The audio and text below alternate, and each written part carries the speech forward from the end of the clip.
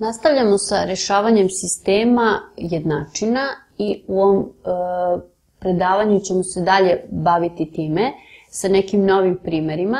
I današnji primer 1 glasi rešiti sistem dve jednačine sa dve nepoznate, gde vidimo da imamo apsolutne vrednosti i kod jedne i kod druge jednačine u sistemu. Znači sistem glasi apsolutno 2x minus 1 minus y jednako je 2, x minus, druga jednačina, x minus apsolutno 4 minus y jednako je minus 1.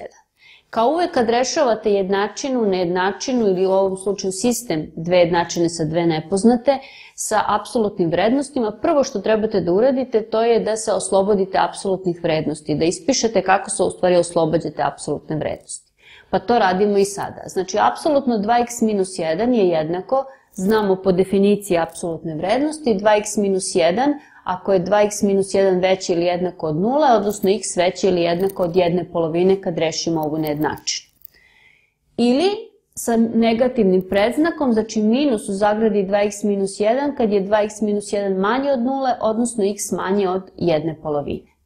Druga apsolutna vrednost je 4 minus y i nje se oslobađamo ovako, kao 4 minus y kad je 4 minus y veće ili jednako od 0. Ovde morate da vodite računa, zato što kod y imate minus, pa morate da promenite znak nejednakosti kad rešavate ovu nejednačinu. Znači u ovom slučaju će biti y je manje ili jednako od 4 kad rešimo nejednačinu. Ili sa negativnim predznakom, znači minus u zagradi 4 minus y kad je 4 minus y manje od 0, odnosno kad ovo rešimo dobijamo da je y veće od 4.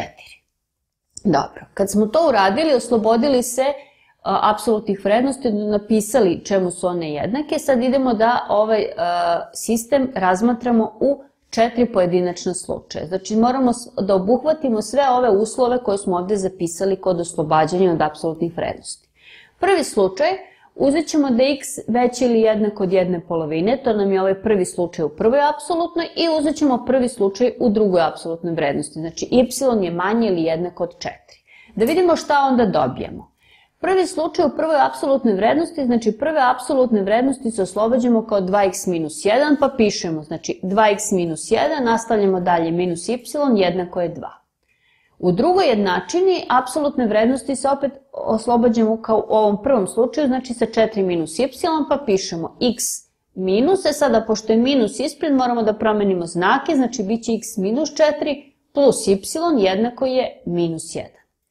Sad je ostalo da ovaj sistem jednačina malo sredimo pre nego što krenemo da ga rešavamo, znači idemo ovako, 2x minus y ostaje na levoj strani,